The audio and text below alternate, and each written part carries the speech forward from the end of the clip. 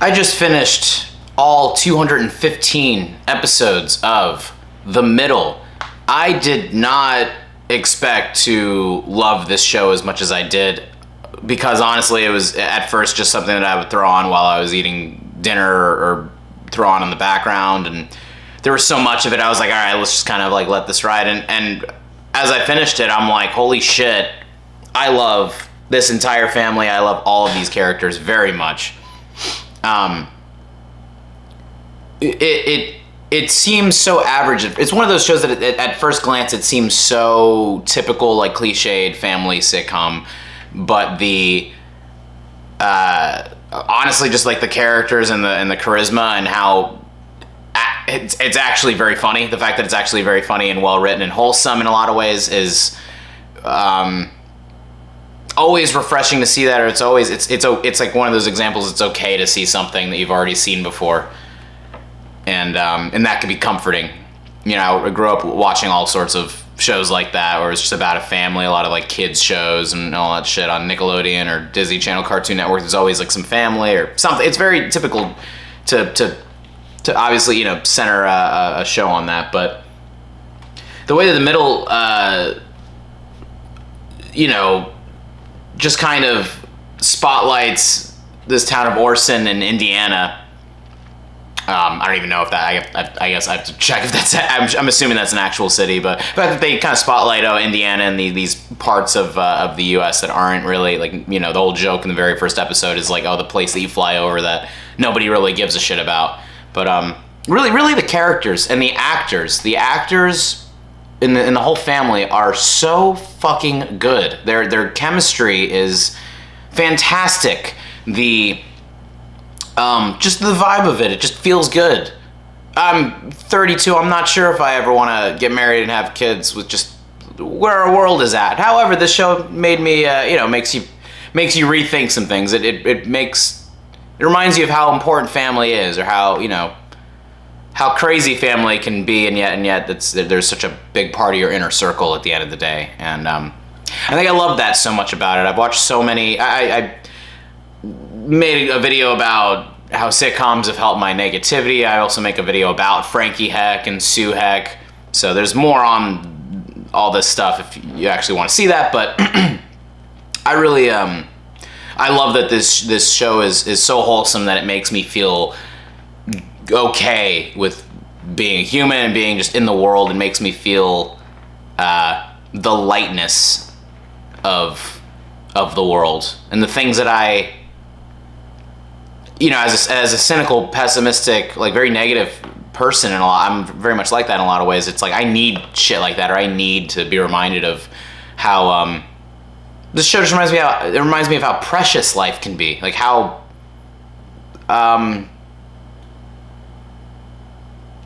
lovely a simple existence in the world kind of thing. You know, the old joke is that the family's very poor and that they struggle a lot. That's very similar to Malcolm in the Middle, at least, you know. And that's just always a good theme because of how relatable that is. I always love to see that a family just struggling to like survive is very, very real. But I really enjoy just how much that adds to the humor and how much that adds to like things going wrong, and it's the kind of show where even when things go wrong, you have this feeling of, I love TV that makes me feel like, okay, all this is going to get resolved by the end of the episode, or at least it's like it doesn't feel so nihilistic and cynical, you know. Sometimes shows like The Wire and Breaking Bad can feel extremely cynical or extremely like like just very negative in a lot of ways. That's what makes them good. That's what makes them very good dramas, obviously. But I've had my fill of that over the years. I've had my fill of watching serious shit. So The Middle was oh my god, it was like the most wonderful breath of fresh air that I could have had. And again, I didn't expect to like it. I thought I was just gonna kind of watch this, you know, casually and not really, you know, it you can kind of half watch it and still enjoy it, but what I mean is it in just kind of throwing something on and having something on TV, over time things grow on you, and things definitely like change the way you feel about them if you give them the time and the attention. Like, obviously, giving something 215 episodes of my attention, it's gonna, all the characters are gonna grow on me by the end of that. But it's always a reminder. I always love having that reminder of like, oh, I gotta give things a chance, or I gotta at least like check it out. I remember even when I was younger, seeing advertisements for it or seeing it and just being like, like rolling my eyes at it, like, oh, another one of these types of shows. But it's what we've seen with a little bit of a twist, kind of like Abbott Elementary. Abbott Elementary made me feel that way recently too. It's like, oh, the mockumentary style that's been done in The Office, Parks and Rec, and Modern Family, and What We Do in the Shadows. Like, that mockumentary style has been done so many times. However, Abbott Elementary does it in its own way, and The Middle does that as well. The family sitcom that we're so conditioned to seeing is its own thing, you know, where I saw Patricia Heaton growing up. I always associated her with like Everybody Loves Raymond, and I didn't know this till recently, but Neil Flynn, who plays Mike Heck, is like the janitor from Scrubs. So I forgot that I'd like grown up with almost grown up with those, you know, with the parents, Mike and Frankie. Like, I grew up with seeing them a lot throughout my childhood already, so I think I had this subconscious like connection to them like through my childhood or whatever, and that, oh, like they were just familiar to me. So there was something comforting about that, I guess, too. They're lovely. You know, in that video I talk about Frankie is, you know, she is who she is. She can be kind of, a lot of times throughout the show, you just feel like she's just like bitching and complaining and yelling at everybody a lot of the times, but she kind of has to be that character. It's a tough thing to make these archetypes and not have them be, you know, and you gotta have to write them to be stereotypical or very, very much like direct in that way. Mike is a guy's guy. He's one of my favorite like dads of any show. Sue Heck, I said a whole bunch of shit in that video. She's one of my favorite, one of the most wonderful characters I've ever seen in TV, and she just reminds me a lot of my younger self. Axel I also relate to him as well, as far as just being a guitarist, kind of being a musician, and just kind of being whatever, just coasting through life. And then Brick is very relatable, and just like the idiosyncratic like peculiarity, like all the peculiarities that we all have, and all the weird shit that we kind of, you know, usually hide away, but Brick just owns it and wears it on his sleeve. They're also like, I can't believe that I spent so much time with these characters, and I didn't think I would really love this show as much as I did. I swear. It was such a pleasant surprise in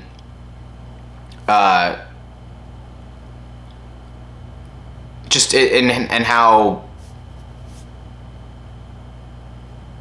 out of nowhere you suddenly are really attached to the whole family. And I love that feeling. I love that feeling of like kind of just being whatever about something, and out of nowhere it just kind of it clicks and you're like, oh, I get it. I get like why this is so admired. I saw this show on like, honestly what kind of got me into it though is seeing a lot of clips from it on Instagram and shit.